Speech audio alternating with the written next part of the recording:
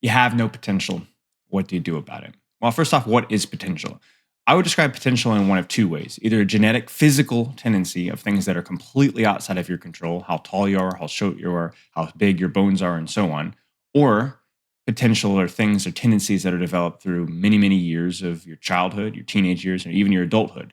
Skills that you develop while in school, while still an infant, maybe a lifestyle that you develop while living with your family or the friends that you knew, skills that are developed not just through purposeful practice, but just through life. You see, many of us have tendencies and skills, and we're not sure why we're so good at that thing, but it's because of that thing that we did when you're 5 years old. And then we played a lot of sports when we were 9 and 10.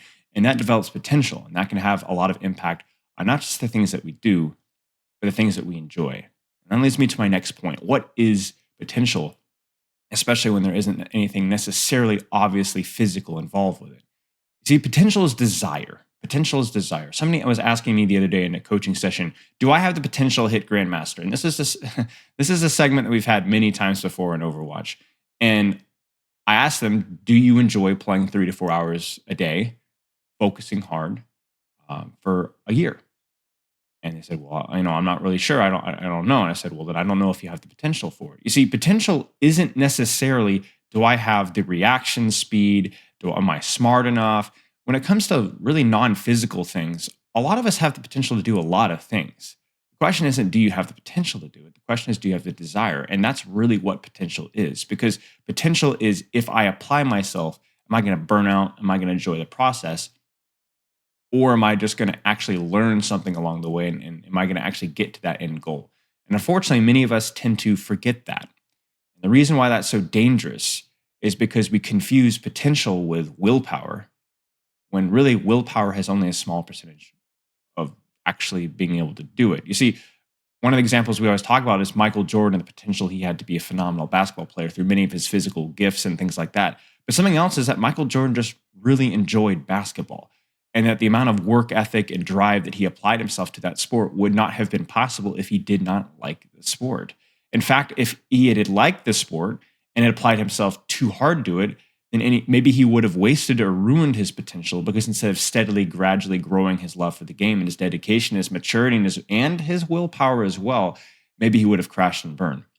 You see, I have kind of a sad story here. I grew up playing football, tackle football, and I grew up being almost always the fastest kid in every sport that I played. And my father always never really praised my physical gifts. He always praised my work ethic. And so I grew up really focusing on applying myself, listening, being a smart player. As my cat food thing goes off. Okay. And that was great. I learned to love sports, and I learned to love applying myself hard. And I also had coaches that really developed me personally, that pushed me hard, that directed me to do the right thing. But while I loved many of my coaches in my high school and middle school career, they really ruined my potential in some ways, because they were grinders. They were old school, as many football coaches in America are. And it was all about work ethic and grinding and grinding and running and grinding and pushing and hurt and pain and being able to push through that pain. And a lot of my physical potential was hurt. I actually got slower a little bit during high school because of the way that we trained. Only recently, in the last 5, 6, 7 years, have I been able to develop some of that speed that I lost. And not only that, but while I loved football and while I really appreciated the dedication and hard work, in many ways because it was so inefficient and because nothing but the agony and pain was glorified, I find myself really happy when football season was over. And in many ways, I sometimes wonder what my physical potential within that sport could have been beyond that, if I had had a coach that maybe had been a little smarter with how they pushed me and a little smarter with how they trained me. And maybe that desire would not have burned out as fast. I had a tendency to apply myself really, really, really hard to something until I didn't want to do it anymore. And I needed somebody to be able to keep what I was doing fun.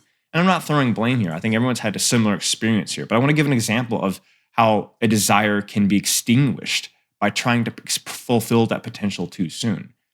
And I think it's important to bring that up, because right now it's very easy to fixate on, oh, I'm not fulfilling my potential because I'm not doing anything.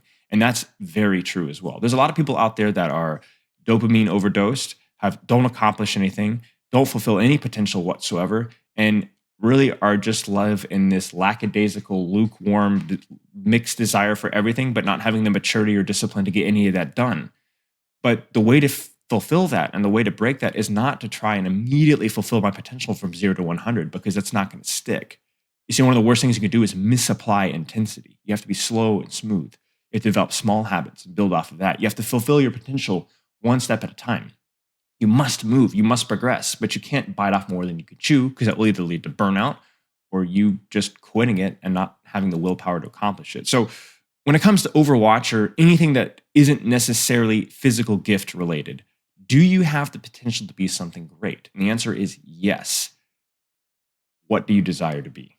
And when you can answer that question and you can slowly step yourself up to that level of greatness, whatever that may be, keep in mind that greatness may not always be financial or fame or anything along those lines. There can be greatness in all the small ways, being a successful, being a phenomenal friend, being a successful comforter to others, impacting tens and hundreds and thousands of people's lives with what you do with your community and even outside of your community.